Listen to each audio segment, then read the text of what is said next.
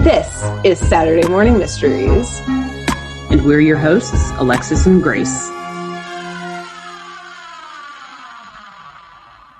Hello, good morning, and welcome back to another episode of Saturday Morning Mysteries, where we're your hosts. I'm Grace. And I'm Alexis. And today we are continuing our Magic School Bus arc. We're riding again. We never stopped riding. Who's to say? We ride again. We ride at dawn. And yes. This week, Alexis will be taking us on a journey near, far, wherever Miss Frizzle you are. And with that, I'll just hand it to you. I have no idea where we're going to go, but I'm excited. I love this arc. It's been great so far. It has been.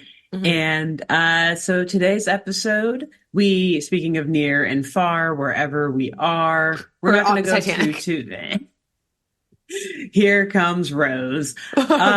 No, so we're not going to go too far away today, further than we've gone in other episodes where we have basically turned into microbes and stayed in the classroom. I'll say, further than we've gone in your episodes. I took us to space. True. But not quite as far as like the Amazon or like the rainforest. Yeah, okay, Exactly.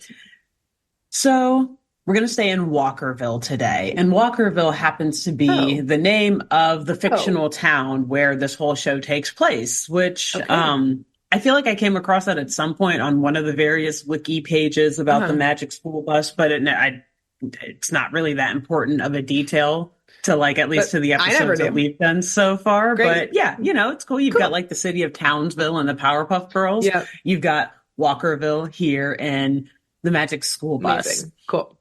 And we have a bit of a history lesson today, kind of intertwined with our science class. So a bit of a dual lesson, if you will. Love it. And we learned today that 100 years ago, a fearless explorer, attorney, and expansionist by the name of Captain Krasnick. Yeah, right. That word. By the name of Captain Krasnick P. Walker, Esquire, founded the small town of Walkerville, which, like I said, is now home to the Frizz and all of her wonderful students. Cool. So aside from his exploits as an adventurer and an explorer and an expansionist, Captain Walker was known and is to this day known by the members of this town for his fascination of rocks and his general love of poetry. He was very fascinated by all the shapes and sizes of rocks and the process of erosion, which is a science term. Hint that. Well, I can't wait for you to tell us about geology today. I'm really hoping. That's what just you wait. Actually, I've got geology like 2 weeks in a row, kind of. So this will be fun. Hell yeah! I guess my 2 episodes in a row. Amazing. So, yes. So we can only assume, based on this love of like rocks and adventure and exploration and poetry, that over the years, this Krasnick P. Walker, Captain Walker, as we'll call him, that he probably developed some like a massive catalog of Thoreau and Gary Paulson-esque written collections of, I went into the woods or into the wilderness because I wish to live deliberately. Wow. All of that, And we also learn about this guy that he was very hands-on, obviously being an explorer and all of that. He was a builder, and he even built his home, the first home that he built in Walkerville, actually. He built it with fieldstone, which I didn't look up what that means, but whatever. The road to that home, it's stone, okay? But the road to that home was paved with cobblestone, and the cornerstone of the fieldstone was limestone. So not only was he a builder, but he was truly dedicated to stones. I know.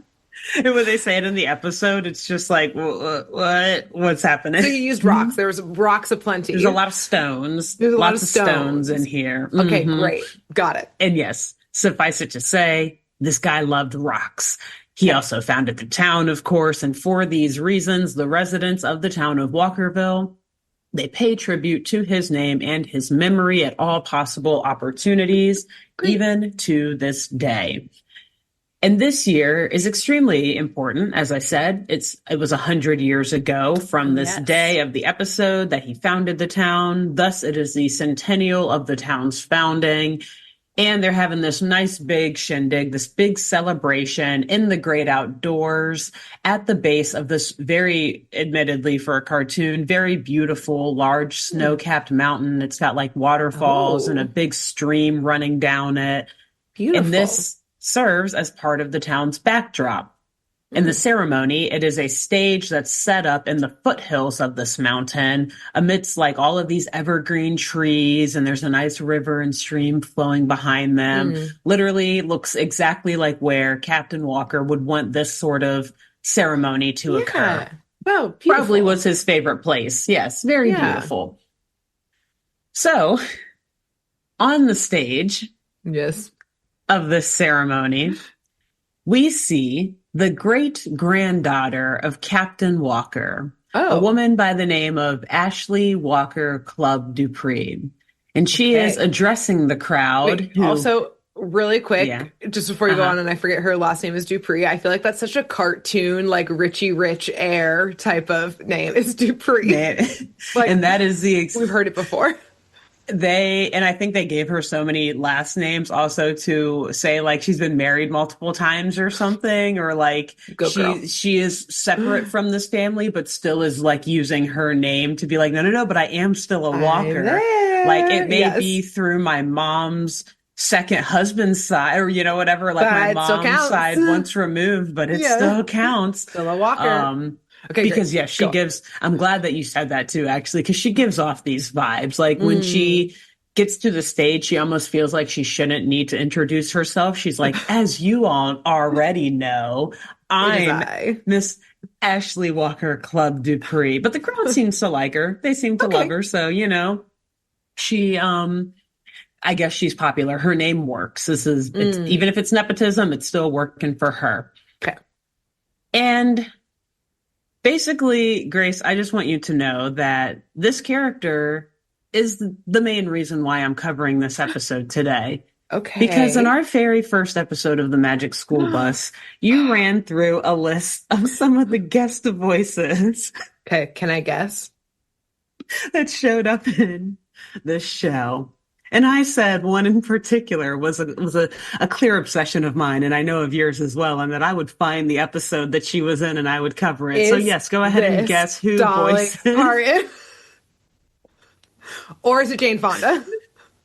Oh, no, I wish actually. Jane Fonda would have been perfect.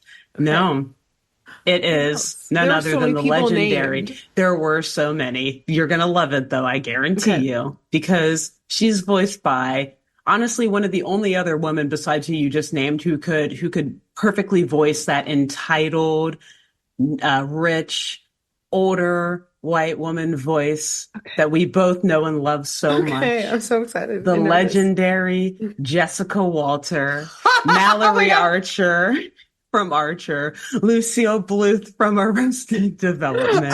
Does she have short hair? So many other does she have the same haircut? Short hair.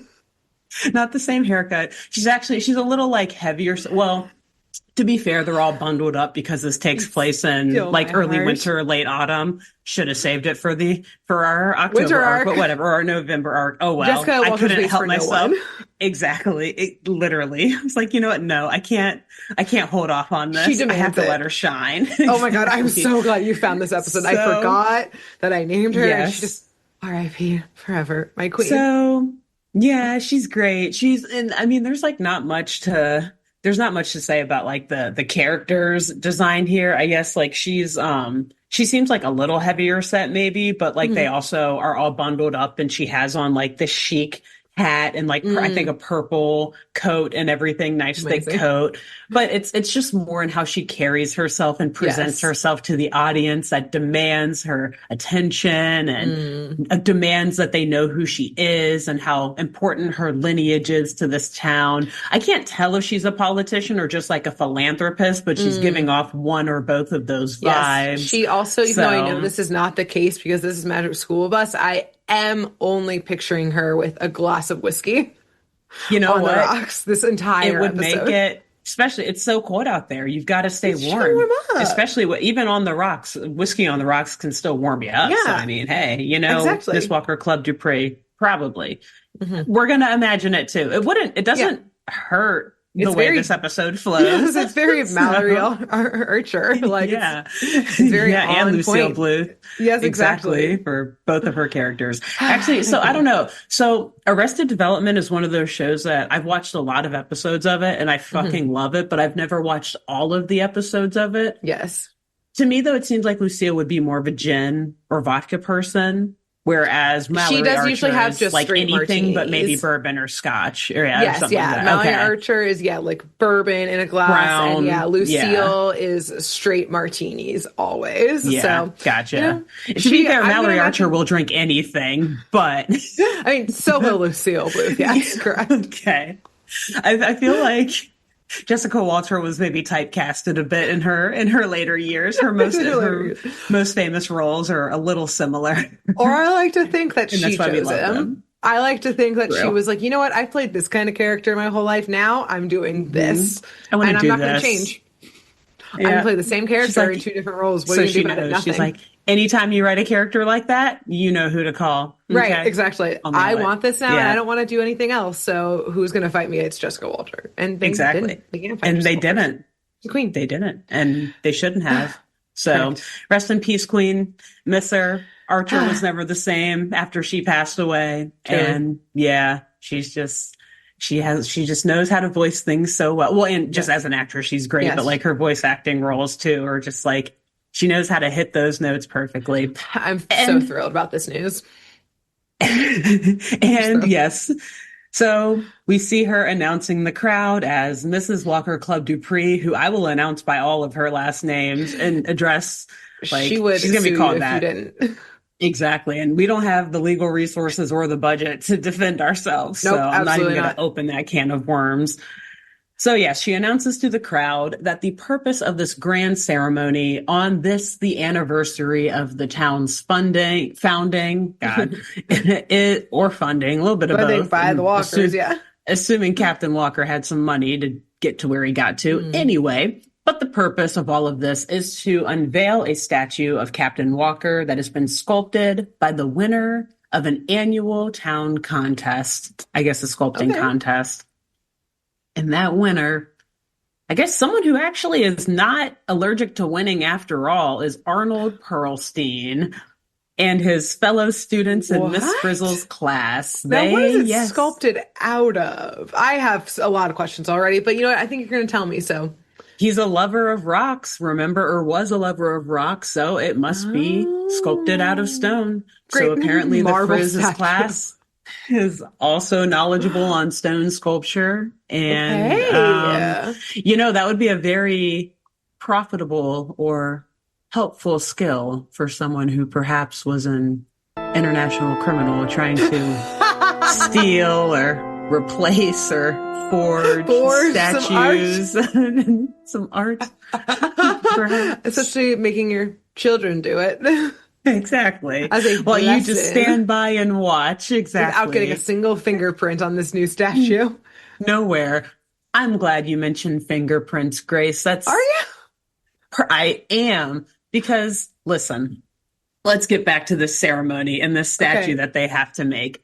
Mrs. Walker Club Dupree further announces that the statue that these kids will be making, it will be historic. It's going to be original and extraordinary, just like Captain Walker was himself. Okay. Because it will be crafted and sculpted in compliance with instructions that were spelled out in a poem that Captain Walker included in his last will and testament. Poem about if you make a statue of me, this is what it's got to be. Of me after I die, this is what it has to be. Inspired. He was very inspired when he wrote this. It was probably honestly after he almost died falling off of a mountainside or something while hiking. He was like, you know what, let me get this in here. So yes, here's how the poem goes. Well, also so funny, there was a will in your episode. Okay, go on. I'm hitting all the notes here, Grace. I was gonna mention it, but I was like, you know what? We'll keep it moving because there's a lot going on here. I can't help. Thank you. One of us had to point it out. So the poem goes as follows, for real this time. A statue formed without human hand, shaped and scraped by our vast changing land. Bumped and thumped by wedges and blows, the artist will chisel my face as it flows. So basically, the readers of this poem, including the students, and I guess I don't think the Frizz thinks this, but she acts like she thinks it to play along with the class.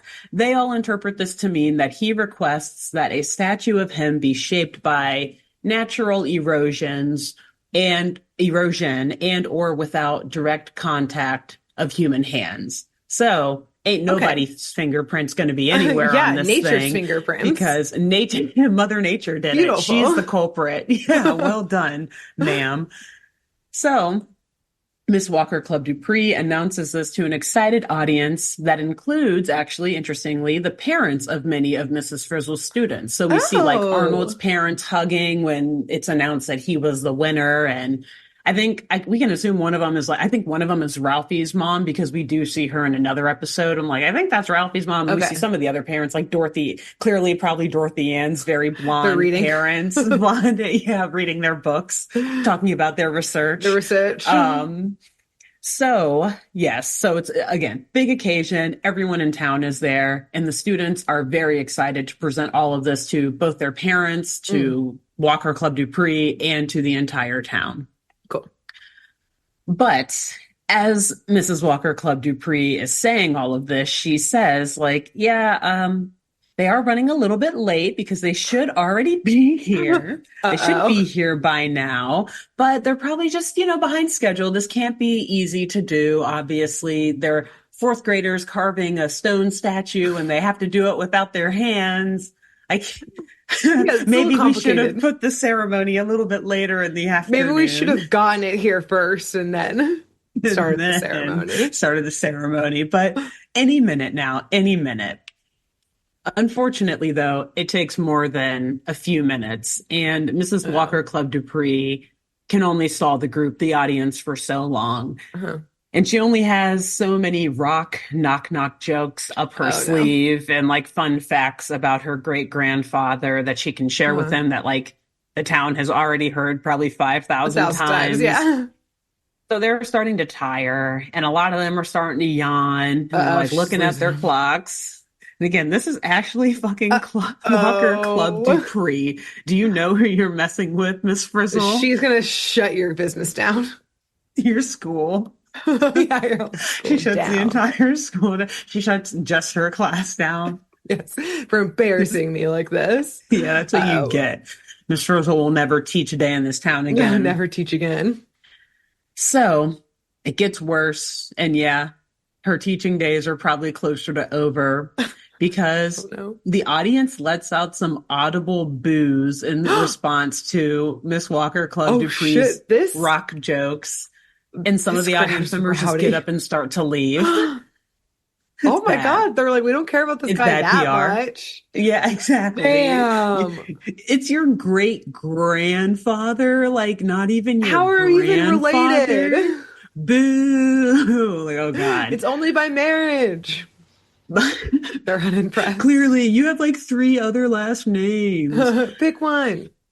But there's a bittersweet savior, or I guess event that saves Ashley Club Dupree, Walker Club Dupree. Excuse me. See, I'm erasing the Walker from her name from this shit. You're part of the crowd. Ceremony. You're on the side of the crowd here fully.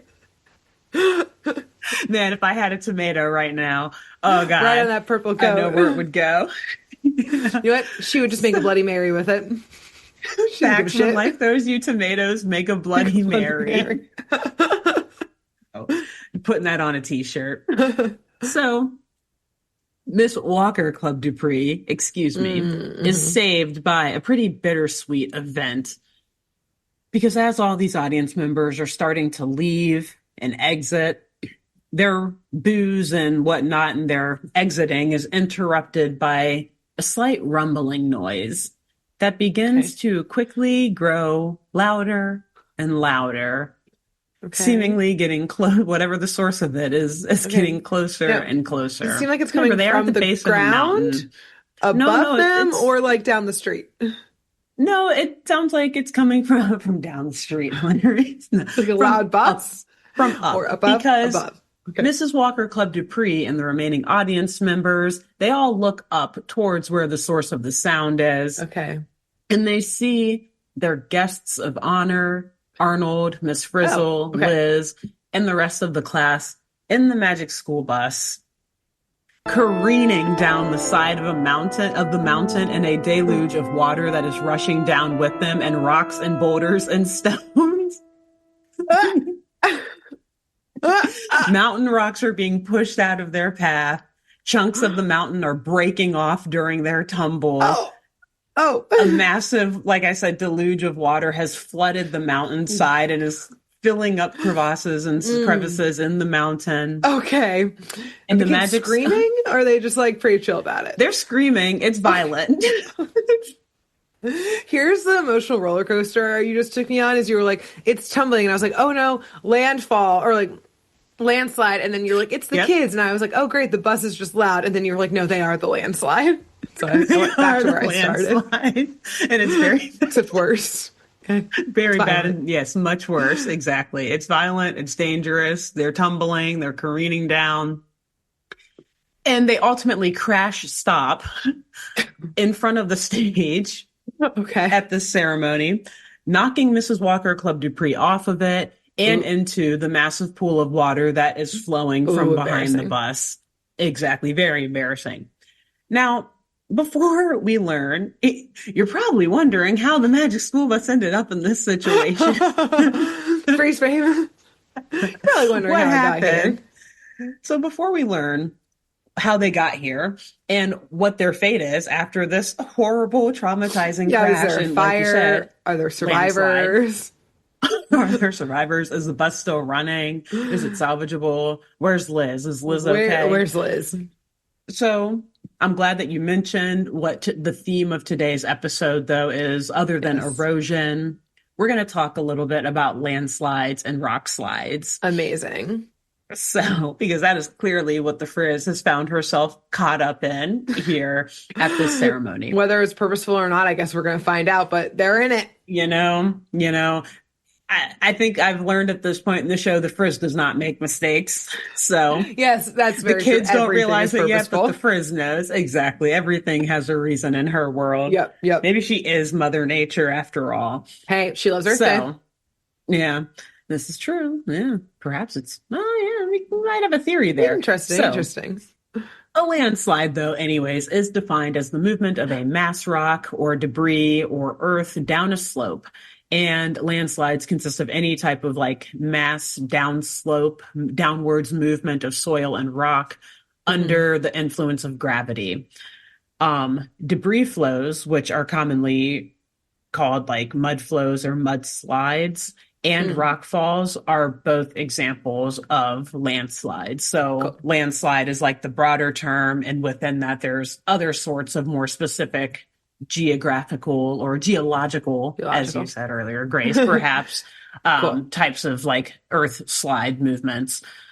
So almost every landslide has multiple causes, and movement causing the landslide occurs when forces acting downslope, again, like due to gravity, exceed the strength of the earth that makes up the slope. So whatever is moving the force down, or whatever is moving the earth mass down, overpowers the earth itself. So something like water, rainfall, snow melt, changes in water level, erosion, stream erosion, particularly changes in groundwater, earthquakes and volcanic activities are two of the more like dangerous and casualty increasing causes. Human activities, disturbance by human activities.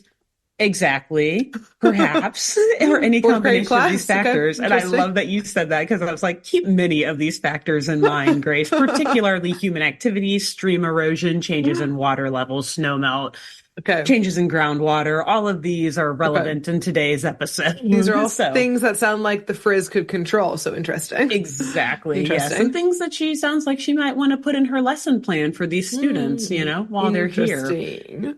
So obviously throughout history, landslides have caused a lot of destruction and death, and they are natural disasters that really should not be taken lightly, even though, yes, unfortunately, we will be joking a bit about a man-made one in today's episode. Remember, these things are very serious and deadly. The deadliest landslide on record that I could find at least happened as a result of the 1920 Taiyuan earthquake, which occurred on December 16th, again of 1920, near central China. Oh, okay. And the total death toll, according to Wikipedia and a couple of other like sources that were cited in Wikipedia, from the overall disaster, so the earthquake and the after effect of it, including the landslides, is estimated to have been between 258,707 to 273,407. That's bigger than the town I live in. Six figures. Yeah. Yeah. That's massive. That's massive. Shit. Like, whoa, do you know how big the earthquake more than was? 250,000. I don't know. I asked you that. I'm sorry. That's such a specific question.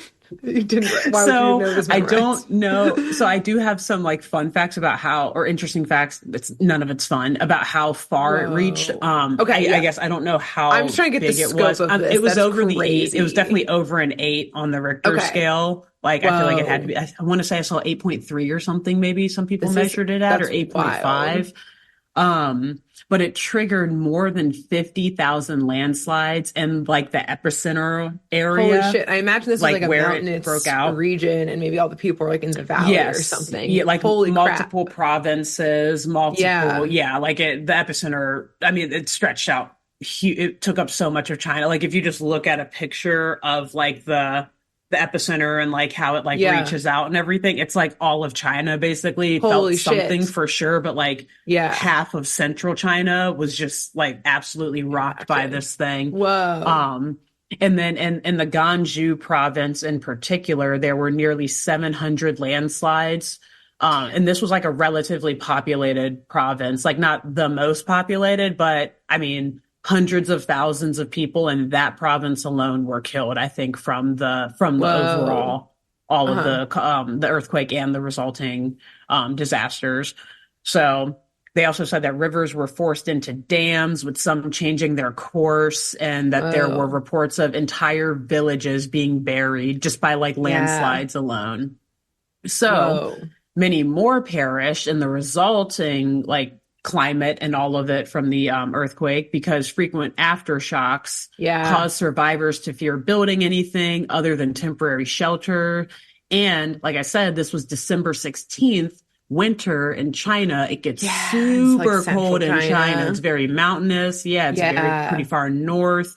So a lot of people died in the cold. And a lot of people who survived the original, 1920. And so people who survived the initial shock and like even the aftershocks initially ended up dying from cold. And because like there was just a structure of failure, no one wanted to build anything. So again, that's the biggest one that I could find in history. But they range from all sorts of levels of casualty. I mean, some landslides can be small and have no casualties or death. But today here in the United States, an average of 25 to 50 people are killed by landslides each year. I think this is from the United States Geological Service. I don't know when the last time they updated their information is, but they say that worldwide, the death toll per year due to landslides is probably in the thousands, which like it's a very broad term, obviously, but I could imagine it would be kind of hard to gather I'm sure a lot all of that. It's not reported. So, notably in January of 2018, 23 people were killed and at least 167 were injured, and more than 400 homes were damaged by a series of debris flows that impacted Montecito in Santa Barbara County, California. The debris flows were triggered by heavy rain that fell on steep hillsides that had been burned by the Thomas wildfire, which at that time was the largest wildfire in California history. That's why I was like, I don't know the last time that they updated their page Yeah, because I'm pretty sure that the fires anymore. this year exceeded that, but I could be wrong. Yeah. Yeah. But even if the ones this year didn't exceed that, there might have been other ones since 2018. Yeah, I think they were. Which is crazy to think. Like Classic. 2018 seems like a whole lifetime ago, but Truly. Damn. Okay. anyways, so just to wrap it all up here on landslides, these natural disasters, they do happen just about everywhere in the world. Mhm. They are still happening, and while they are unavoidable in some ways, in many other ways they can be caused, or at least the conditions leading to them happening or like exacerbating them can be brought on by human activities. Yep. And precautions can be put into place to mitigate damage in the events that they do happen as a result of Mother Nature being Mother Nature. So like to the extent that we can't control them, we can rebuild our infrastructure and design things in a way to prevent as much harm as possible for people. But we also can prevent them in a lot of ways too, to prevent harm to a lot of people. So it's kind of like a double-edged sword that we as humans have to play and work with here. Yeah. So now, thankfully, and yeah, any other thoughts on landslides before we, I know you guys are a very geologically minded family, so I'm sure you have your thoughts. And I actually mean that seriously for people who are new to this podcast. Like, that's not a joke. They are actually. Yeah, I was actually I felt like laughing. I was teaching the teacher. I was laughing because I was like, wow, we actually talk about landslides all the time in our household. Like, there's not a week that doesn't go by in which Justin is like, to act like you were surprised to the thing. Hold on, I was saying like, oh, wow, really? I was like, you should have called our executive producer, AKA what we call my husband, because we use his Zoom account. Yes, because he is a geologist. Yes, that he, for a long time listeners to the podcast, you're probably confused because you're like, wait, I thought he was doing planetary science. Well, he's switched about a year or so ago into seismology, which he does a lot of landslide studying because seismology is any type of movement or like ground wave in the earth. And so landslides are really big in that. So he'll text you with any notes he has, I'm sure. We'll talk about him in our next wave of episodes that we record. I'll correct the record per Justin's critique and comments. We'll just let him leave comments on the video. Yeah. If you have something to say, spams us. Well, actually, yeah, he's gonna actually us. No, he's the actually kid of our at the end. Podcast. He's gonna call us as the producer. But he is the producer, so he just like calls himself like texts himself. This is so confusing. He's lost in the sauce. No, you did a great job. That was very fun. Thank you. I mean, that means that's cool coming from you, but I really only care what Justin thought. So let me know what he says. I don't know shit what he does. That's what he talks about landslides. No, just my other fun story is that I once had to full U-turn my car around to avoid a landslide one time in Utah. Oh, do tell. Wow. Yeah, we were I've heard this. Leaving, just a friend's wedding in southern Utah and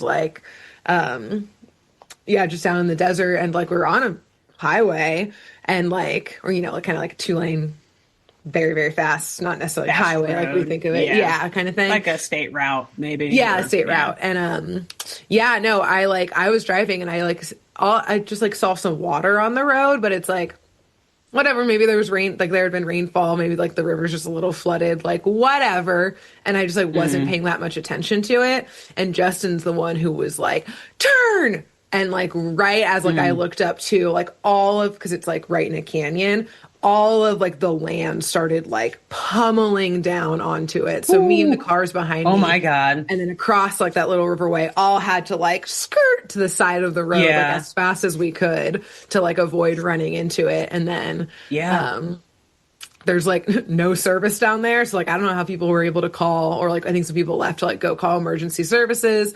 And then it was this huge things. We just stood and watched it fill and fill and fill and fill. And then we were we got a flight to catch because we were in town for a wedding.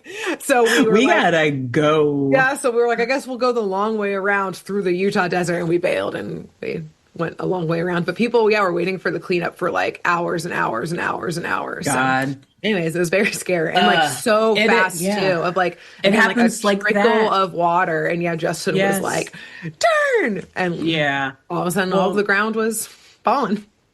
And It's I mean, I crazy. know that the mountains on your side of the country are different from the mountains on my side of the Yeah. country, but when my brother and I drive back to Cincinnati from Yeah. here, we always, especially during the winter when water Yeah. freezes, as we will talk about in this episode, Oh, that is a interesting. component of this. But really, anytime it's raining or when it's wet Yeah. out, we're always worried because we have to drive through the mountains and we Oh, drive through yeah. like we The get to like almost the tip mudslides. of some smaller mountains as we're driving through. So rock slides, mudslides, all that stuff. Like we'll get travel alerts and everything. And like Oh, sometimes yeah. they have had to close lanes down and like you see all the fencing, extra fencing they put up because Yeah. they either expect something to fall or because something recently did. Cause like you said, it happens It's so so quick. fast. Yeah, it's Like wild. you really can't for a rock slide in particular, you really can't warn away from it other than like, hey, Yeah. the conditions are favorable Primed to for rock it. slides Yeah. today. Yeah, landslides and stuff, I think, and mudslides you can maybe kind of, but even that stuff We'll have Justin let you know. is yeah. Justin, get back at us. Let us know. But all of it is to say that don't fuck with Mother Nature, man. Don't She fuck with gets it. mad and she will not warn you when she's Nope. mad. She will just She be doesn't need mad to. and Yeah. then it gets bad. Shit gets real bad. Yep. So thankfully, though, the events taking place in today's episode of the Magic School Bus do not have an Yes. ending as sad and shocking to like the core as the events of Yes. like 1920 in China or Yeah. really of any other Trinity. landslide Yeah. or mudslide that's ever happened or rock slide. But like I said before, keep in mind all the things about humans being able to alter the conditions Yes. leading to mass movement of Tell me rock what and they're up debris to. flow. And keep in mind again that this massive mountain in today's episode does sit somewhere near the town of Walkerville. Okay. I don't know if it's in the range of total destruction. Who is to say? Miss But Frizzle a probably is to consideration. say, but she doesn't give a shit. She knows. Shit. She knows. So just a consideration to make again as we finish I'm this off. I'm in consideration. So here, our gang of students and the Frizz and Liz thankfully all emerge from the Magic School Bus. They're unharmed, they're unscathed after that literally violent and horrible tumble down the mountain. Yes. Through the flooding water. And they are ready to explain themselves to the audience and explain what the heck happened because interestingly, again, this is a statue making assignment and like competition that they've won. They don't really have a statue anymore. All Arnold has is the now softened and smoothed head of the statue. Again, no, he's been beheaded. He's been beheaded. Okay. Basically, also, I'm like, he's been a lot now of it makes things. sense that Arnold is involved. Okay. Yes. Interesting. Yes, exactly. Because it had to go wrong. So this is making more sense. Wrong. So, and I'm glad again that you said that because yes, Arnold being the lead of this whole statue assignment, and I keep saying statute, or I feel like I type statute versus statue, our common thing in our lives. So Arnold, he decides to address the audience and explain why he only has this smooth stone head-ish shaped structure or piece of the statue in his hand. At first, everything was going very well. The gang, Miss Frizz, Liz, all the students, they were actually perched up at the top of the mountain and they were building the statue into the top of the mountain itself. Oh, a Mount Rushmore situation. If you will. And I'm dude, I had to make a calculated decision to either go on a massive tangent about Mount Rushmore or go on a tangent about landslides in this episode. What? So I have all these new, like nebulous Mount Rushmore facts in my brain now too, from like doing initial reading on that. And I was like, no, we're going to go with landslides. We're going to go with landslides. Yes, but good, yes, good. like Mount Rushmore. And it was going to be, I love this. I knew you would bring it up at some point. I was like, I guarantee you I'm going to take all this stuff out and Grace is still going to bring Mount Rushmore. You know what? It's still good that you looked that stuff up because you knew I would say something. I did. I'd point out the will. I'm probably not going to, I'm not going to recite or say any of it. Okay, I have no further questions. But, okay. Well, I guess I will say, I think like 400 men or something worked on Mount Rushmore and I was going to, if it came up, when it came up, other than basic like history of it, I was gonna like go full leftist and like talk about like the labor rights and everything. We fucking hate Mount Rushmore. Yeah, the people that made it, the labor rights, how they were not paid enough, and all of that. But nobody died it was making built it, on that wasn't there. And then exactly that was going to be a component. I was like, it is on stolen land that is being disputed in court to this day. Exactly. It's like, okay, but landslides. Or landslides. I think you made the right choice, and you knew I would. Yes, we would still touch on it. Yeah. And you know what? I wouldn't be surprised if Mount Rushmore came up in another episode of something we do in the future. At some point. You get those facts. Exactly. Yeah, one of these days. I got a lot of facts for episodes that I wish we could talk about. I'm like, oh man, if only we could talk about that one day. It'll come up eventually. Maybe. So yes, they're working on this statue up there, and it is a statue of Captain Walker, like perched on his horse. I think he's got like a hand up pointing onward or something. Again, super pro expansionist vibes. Again, why I wanted to talk about Mount Rushmore. It all was coming together. There's that. The writers knew what they were doing with this episode too. Let's be very real. Clever. But as they were building it or working on it, they did run into some mishaps. And I will say too that they were working on the structure in compliance with that poem and the will. They weren't using their hands. Okay. At one point you see Tim like laying on his back, just like kicking his feet into the stone. Okay. They're like lobbing other rocks at it to like break it off. Does it look good? It does actually. I mean, like it definitely needs more work. They're not finished. Progress. It's a work in progress, but like, you can tell what I couldn't do that. Okay. Yeah. All right.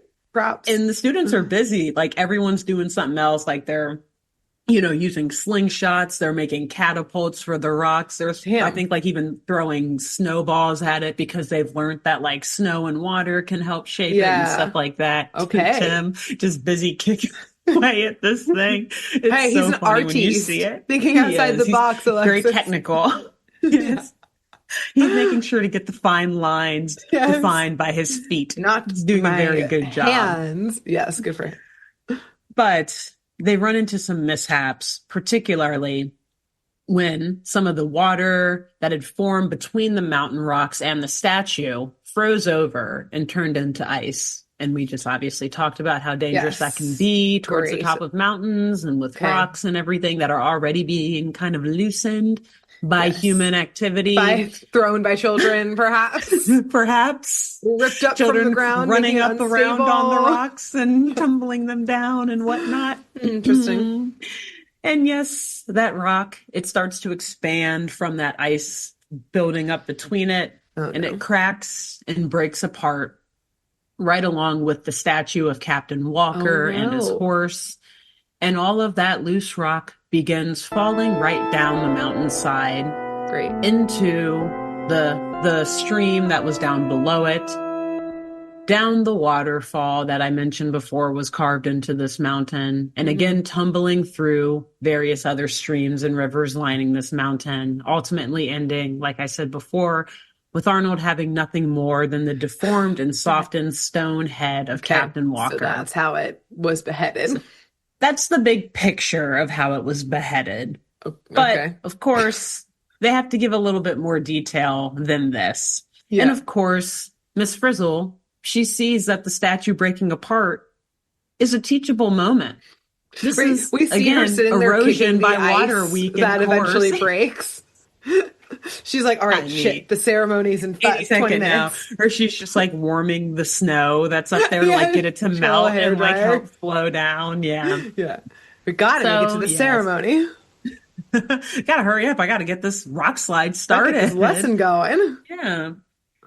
So yeah, the Frizz, she's ready to get this lesson going because she tells the kids to load up in the magic school bus so that they can chase the remnants of the statue that have now broken all apart and everything down the mountainside, collect them.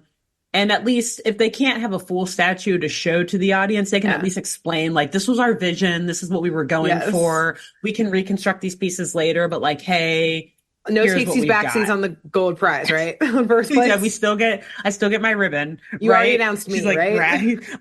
Arnold's like grabbing it from back and forth from Dupree. Yes. Walker Club Dupree. Excuse me. Please. Okay. So amazing. they get in the magic school bus, and the bus takes the form of like rock and stone, almost like basically Miss Frizzle turns it into a boulder so that it can be one with this journey down the landslide. Exactly. Be one with the rock slide. Be one with nature. She's caught in a landslide, you know? She's been facing changes. She's singing facing change as like the kids are all screaming and she's just slow motion singing that song. Landslide, homie, in a landslide. It's so perfect too, like that song narrator like playing in the background, because Grace literally this entire episode the kids are just like tumbling in the school bus, like panicking, screaming, just like it's crazy. Like they should be so injured, but thank God, again, the bus is a rock itself, so it's able to withstand all this stuff. Amazing. So yeah, I just imagine landslide playing in the chaos of them just constantly. These are like a washer machine, so casually, and the Frizz is just smiling like, oh, I love this song. Turn it up, Liz. Turn it up. So as they are one with and creating the landslide. They're knocking down a lot of boulders in the process. Like the bus itself is running into other rocks that are now joining this landslide. And as the bus kind of like hits ridges and whatnot and curves in the mountain, it creates new like edges and new ridges from like the impacts. God, okay. And all of these additional boulders that they have now broken out of the mountain are adding, yes, they've loosened up, and they are also adding to this rock slide. And they all pile up and dam one of those streams running through the mountain below them. But the stream pretty quickly overflows into a bit more of a river, breaking apart the land around it because more water rocks is just settling on it. And yes, more rocks thus are washed into the river, but the dam is able to break apart, adding again more rocks this river and flowing down. Wow. And the statue as well is carried away. We started this episode talking about whiskey on the rocks, and little did I know we're going to have too many rocks. Circle. Yeah. Too many rocks. A lot of rocks. So the statue, it has again, or all the pieces of the statue are in this grouping of rocks that have now been carried away through this not so much stream anymore, turned low-key river that is now formed in the side of this mountain. And it is rushing towards the waterfall that was already beautifully cut into this mountain, but now has even more water and rocks flowing through it and down it than usual. So at this point, Arnold is just sitting and looking at all of this, like, and he's full out beefing with water in general. He's like, this is all water's fault. The ice caused this. The water is now rushing it down this waterfall. Don't be fighting Mother Nature, Arnold. Shut the fuck up, Arnold. She's already mad at you. He's mad. But again, the lesson plan today is erosion by water. So he's got to resist it a little bit at first to really understand. Yes. Frizzle knows how to teach. She knows how to teach her students. You have to experience the power. Exactly. So when they eventually do chase down the statue down the waterfall, because of course Miss Frizzle's like, here we go. We just careen over it. Yes. Remember, they're a boulder. So actually, great. I think what happens for real, I kind of am like giving somewhat of cliff notes of this because there's so much going on. But I think at one point Arnold gets out of the bus to like reach into the river and like grab a piece of the head as it's going about, or before it goes down the waterfall. But he grabs it, but it's too strong for him to like pull out, or it's too heavy. He gets pulled down the waterfall too. Outside of the boulder bus? Outside of the boulder bus. But thankfully, Miss Frizzle, she loves her students. She has like a giant net that catches him right before he like gets to the bottom. Okay, where more rocks are. Okay, great. Pulls him back into the boulder bus, and then just like drives the boulder bus off the ledge and then continues. She's like, okay, you're good. Okay, now let's go. Okay, cool. Let's go down this waterfall the right way. So They do eventually land into the rushing rapids at the bottom of this waterfall, and they find themselves being dodged by so many other rocks that have also fallen down the waterfalls and that are just like things getting at the bottom of this. At literally no point. It's actually getting a lot worse because they see that the parts of the statue are like lodged in various like rocks and boulders in the riverbed of, again, this very rapidly rushing river. Yes. At the bottom of a waterfall where more things are falling down on top of them and like pushing them all out of the way.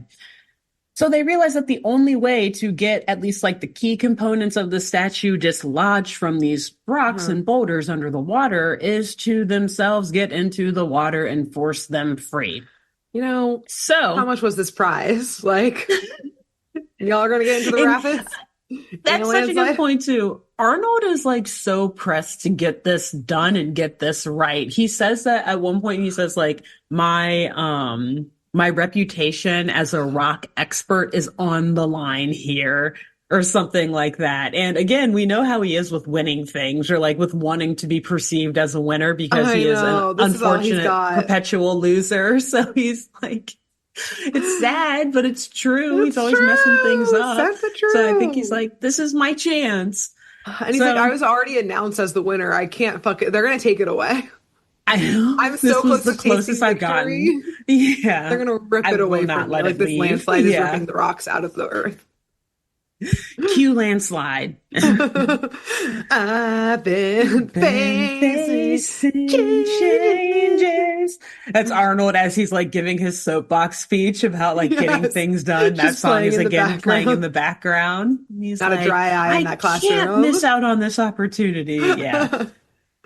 So the Frizz, luckily, she's ready for any scenario, any sort of natural disaster they find themselves in.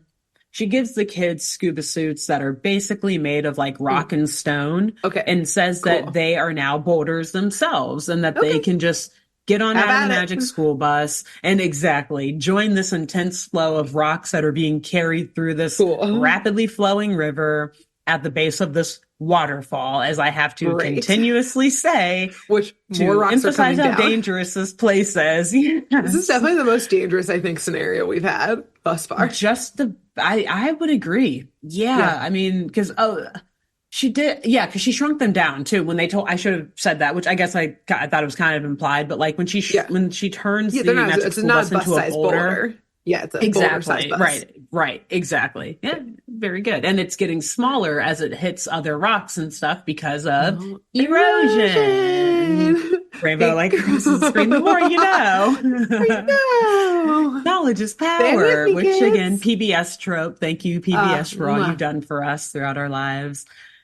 So, anyways, the students noticed while they were underwater in these rock boulder scuba suits that as they were getting hit with a bunch of other rocks and as they were bumping into other stones and boulders that are lodged into the riverbed, their suits were getting reshaped and softened, again, by the erosion that was occurring when they collided with all those other objects underwater. So they eventually do get all of the parts of the statue collected, and they return to the magic school bus to find the last but most important piece of the statue, the head. Okay. And this is just so happens to be at the same time that they notice the river is getting shallower, the water flow is slowing down. Okay. And that where they are seems to be turning into more of a stream than that rapid flowing river that they were in before. So they're able to get out of the bus. And when they get out, I think they are kind of like back to like a relatively normal size when they get out, though. It's weird. I don't know. You shrink based on when you're in it. It's magic. That's all we'll say. Yeah. So when they get out of the bus, they see that the river has been dammed up again by a pile of rocks, including the head of the statue. And I'm worried about that. The head's part of the dam, but because they want that head. And I was feeling safer that we were just in a nice little stream, and then I remembered how we started, which was still in a violent landfall, rushing landslide. Exactly. So. Yeah, the waterfall is still there behind them. So great, cool, great, perfect. So the head, it's there. in this pile of rocks. Okay.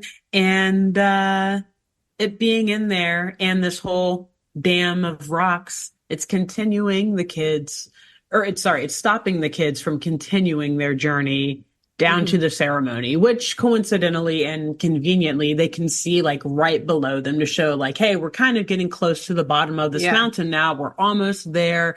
We're so close. But it's sad because they can also see people leaving and like they can probably down there. She needs us. We're the closing act. She needs us. Like they can maybe hear the echoes of the boos coming up the side of the mountain. And yeah, like Arnold is actually yelling down to them like, no, don't leave. Wait. We're almost there. Please stay. He is so much invested. He really is. He is. And he's like super distraught about all of this. And Keisha sees it. The Frizz sees it. Everybody sees it. And Arnold, that he's stressing the fuck out right now and feels really bad about how horribly this is going. So Keisha sarcastically tells the class, like trying to lighten the mood, but also be helpful here. She's like, well, maybe if we just, I can't even say it without laughing. Keisha, what'd you say?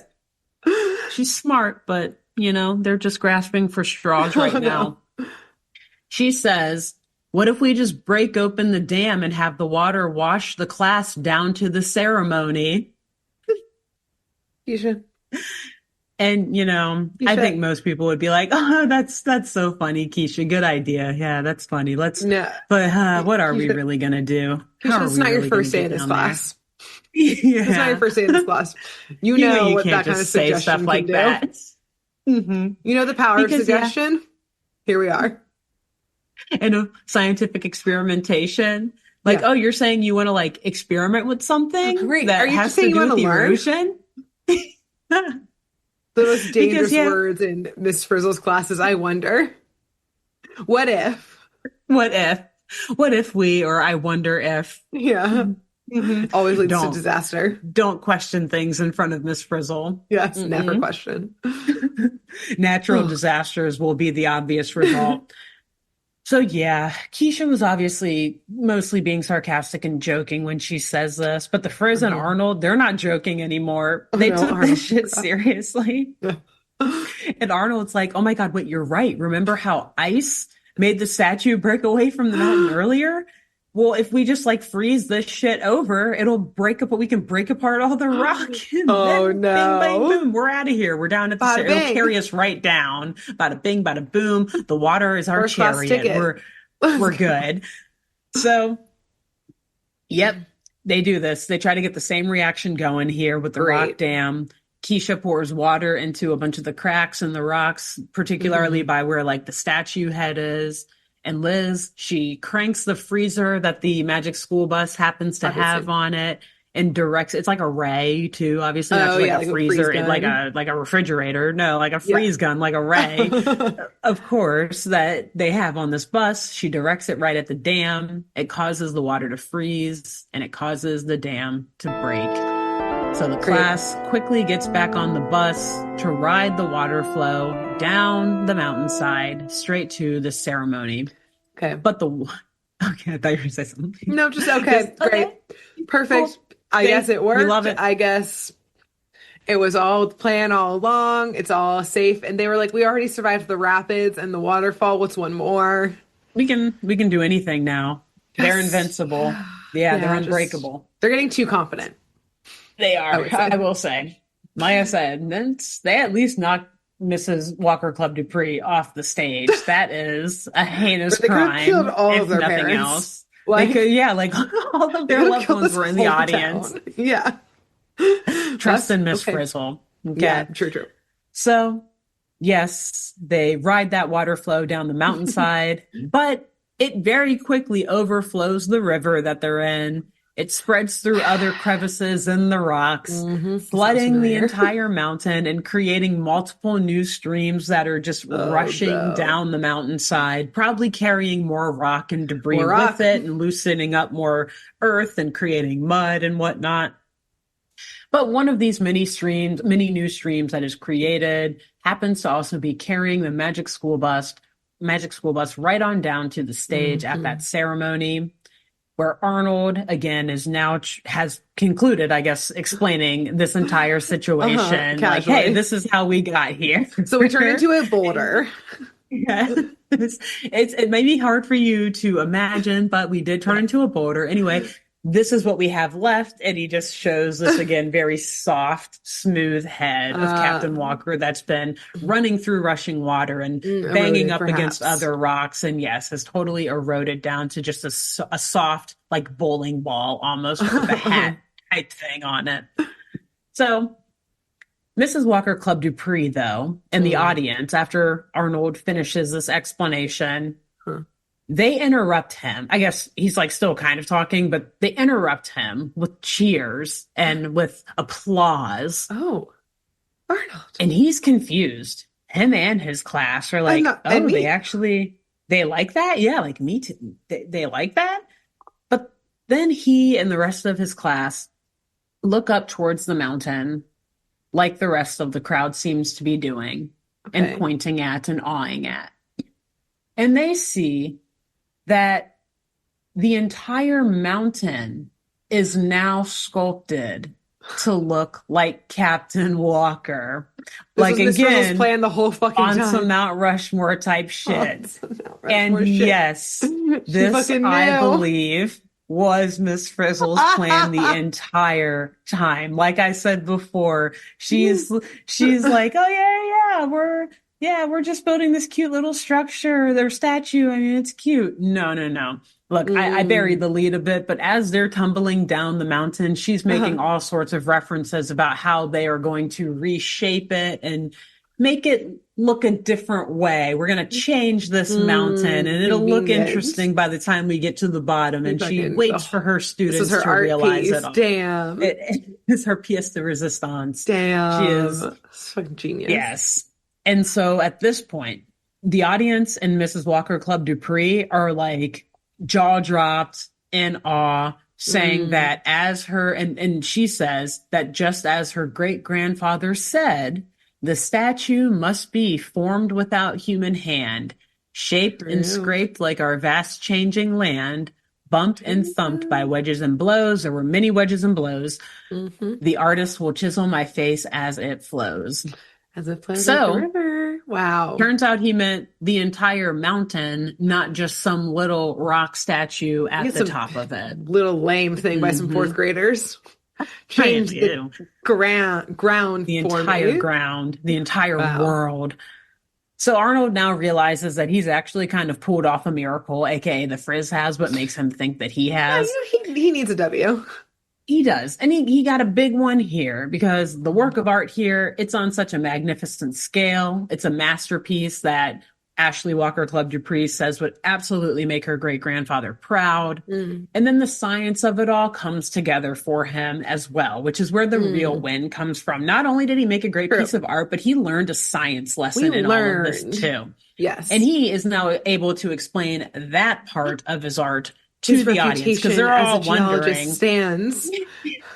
Good. As a rock expert. But yes, the audience is wondering, like, how did you do this, Arnold? You have to tell us. You have to let us know. So he basically explains the Frizz's lesson plan to this fascinated crowd. He breaks it down and says, just like in the captain's poem, as it flows, the water. This was all about erosion by water. We didn't carve the mountain. Water did, except I'd be like, yeah, no, I absolutely carved this mountain. But also water was the supporting character. I directed the water flow, so I'm kind of a big deal. And so he says it all started at the top of the mountain where the kids were working on their original statue. Ice then cracked the rock connecting to the statue, the ice, which created a forehead and hairline. The stream that they enlarged has carved a path down the mountain that forms like the outline of his face. It's almost like a profile shot in a way. Yeah. So kind of like his cheekbone and like the line of his nose. Yeah. And then they say that the nose and the eyes were really just like various piles of boulders and rocks that they kind of pushed into place stuck inadvertently and got stuck there. Okay. And the beard, so the captain obviously had a massive long beard. They say that was created when the magic school bus cracked open a dam of accumulated rocks, thus creating a flood that created all of those little smaller streams of water to flow down the mountain, looking like streams almost of hair, and a lengthy beard fit for a captain. Damn. And ultimately, like I said, those very streams led to the flood that carried the magic school bus right in front of that audience as well. Cool. So Arnold, he takes one more look at that mountain and he proclaims that today this statue stands as a symbol of what Captain Walker stood for himself, the power of water, which is stronger than rock. But tomorrow, who knows which way the captain will be looking with his, I'm editorializing here, but I say with his expansionist eyes. Which place do I want to colonize next? Or, as Miss Frizzle might say, erosion is everything it is cracked up to be. And it's funny that he says this because I have a thought saying like, okay, well, you guys change this whole mountain landscape as this quickly, like it will change. It'll change again. Like next time it rains. Yeah. And it's funny. I'm thinking this right as Arnold then says to right as Arnold says this to the crowd. We then look up and we see a bunch of like the boulders that shape the nose and stuff are still like being pushed down. They're already. They grab the prize and run. And they're like, get the fuck out of here. But this thus proves that the process of erosion is always happening and continuously changing the environment around us, as Miss Frizzle wanted the class to learn. Wow. And that's the end of the main part of the episode before like the producer. Yeah. Wow. Okay. Beautiful. We can get to the producer, but great job on explaining the science behind all of this. Wonderful work. Thank you. I know my review means nothing. Wikipedia. It means for the something, real review. Just not everything. I just care about other opinions more. But like, thank you. I guess. But no, yeah, geology is fun. And this show is also getting me back in that like nostalgic, like being a kid, like, oh, this is how things work. Yeah. Wow, it's so cute. Like to see it in action. Exactly. But also like we're 32 years old. We know what landslides and mudslides and stuff like that is, but not every day do I get the chance to just like peruse the Wikipedia page and a couple of like government website pages about them and tracking them and stuff. And it's like, you always learn something new. And I think that's the point of this show. Agreed. Beautiful. So on that end, we'll also now talk about the Ask the Producer portion of the show where, well, actually kids always call in and tell the producer what they got wrong because they want to know more than we think we want to know about this show. Mm-hmm. So again, our producer today is the male producer who is voiced by Malcolm Jamal Warner, who we are still saying R.I.P. to, rest in peace. We'll keep saying it as long as you're in these episodes. So rest in peace. But we do get a few kids calling into him asking about the actual amount of time that it takes for that level of erosion to occur, like carving a whole freaking face into a mountainside. It's a little bit and the producer acknowledges like, yeah, I know. Remember, it's just a 30-minute show. And yes, the bigger the erosion, the longer it takes. And he then explains to the kids that, for example, it took water 15 million years to make the Grand Canyon look the way it looked, at least at the time of this episode's recording. And that obviously, just like you, that like wows the child on the phone. Like, really? Yeah. So he does say, yes, it does not happen this fast, but hey, depends. Sometimes it can happen a little faster than you think, depending on the size of the thing that's eroding.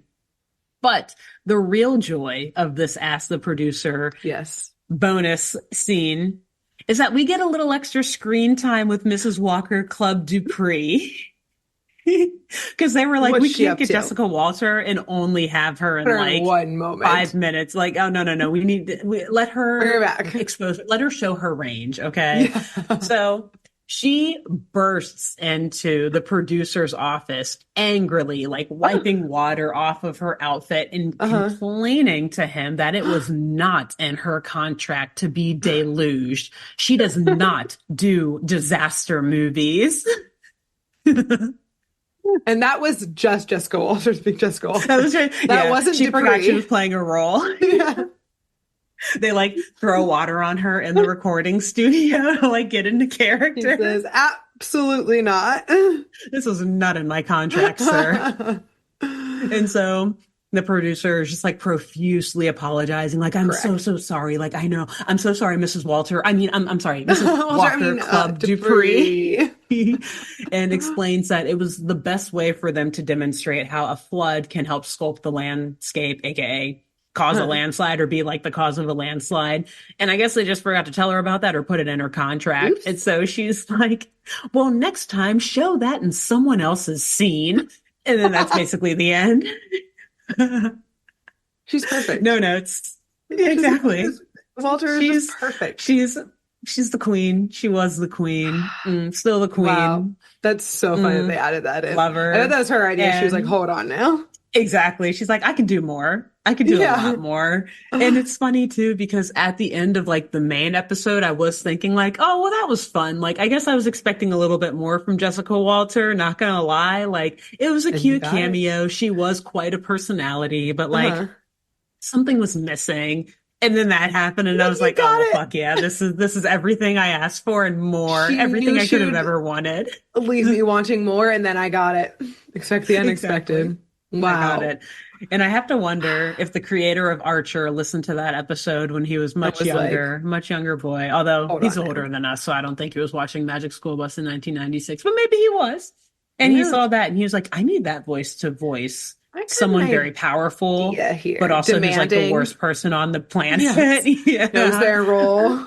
Demanding. Exactly. Perfect. Causes a scene. Yes. Wow, great work. Hit I'm so excited to hear her in this and watch the rest of the episode, but especially too. Yes, it's great. It's a great episode. As per usual, it does a great job of explaining the science of it all while being just very funny and goofy and having a lot of good puns and jokes in there for the adults watching. Very good. But we're going to, I should also say, I don't think we've said this yet, not that it like really matters, but we are going to do a couple extra episodes of the Magic School Bus. Yes. We usually only do 8 episodes of a particular show for our for our like arcs, I guess we call them. But we're going to do 10 episodes for this. So Grace and I will each do 5. So we do have a few more left. I was like, muscle memory was about to have me be like, yeah, we've only got 2 episodes left. And then I stopped myself like, no, we got 4 more. So we're going to be, we're riding again. We won't stop. We cut those brakes. Rolling with the bus. Exactly. Nope. Speed it up. Put on the gas all the way down. Pedal to the metal all the way to our holiday arc. So yes, stick around with us for like 4 more episodes of this arc. And in the meantime, until Grace comes back next week with another episode, Grace, who should the listeners and viewers tell about this podcast? Well, obviously you got to tell a seismologist. Yes. Someone who studies those ground tremors in the earth. We all know who I'm going to go tell before Alexis can get to it. Damn it. You stole mine. Oh, I don't know any other seismologists. Look at a you problem. You got to go figure that out. Just start emailing random ones. Please watch our show. Please. In between now and next week. Also, who should our listeners and viewers tell? That's beyond just seismologists. Sadly, Jessica Walter passed away in 2021. Yes. Yeah. So also that was a sad Ask the Producer scene because it was her and Malcolm Jamal Warner. So yeah. I was like, man, that hit hard. Yeah. Yeah. So, tell Adam Reed, the creator of Archer. That's the next closest thing because her husband passed away recently. I was like, she's going to be the makers of Archer for sure. Yeah. Tell him. He's literally one of the goats of animated writing. He'd enjoy a very silly podcast like this for sure. He would. I would hope so. And we make a lot of references to the show. And I'm not going to lie to you, I feel like a lot of the random pop culture references that I know about the world I learned from that show because they have so many zany references in it. So like, hey, it's fit for you. So anyways, until then, till next week. Bye. Bye. Thanks for tuning in to Saturday Morning Mysteries. If you enjoyed this episode, please share, rate, review, leave us a like, and drop a comment. We post episodes every Saturday and bonus tune tangents whenever we feel like it. So please subscribe so you don't miss the shenanigans. And if you want to follow us on YouTube, click the bell under the YouTube subscribe button to receive notifications when new videos are posted. And if you want to subscribe to the podcast, we have no idea what you're listening to us on, so just hit the big subscribe button on whatever app you're using. We believe in you.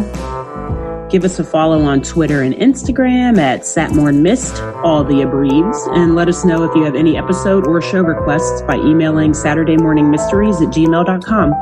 Thanks to Jenna Kendall for the logo design and to Ava Sakiki for the music used during this week's episode. See y'all groovy kids next week on Saturday Morning Mysteries.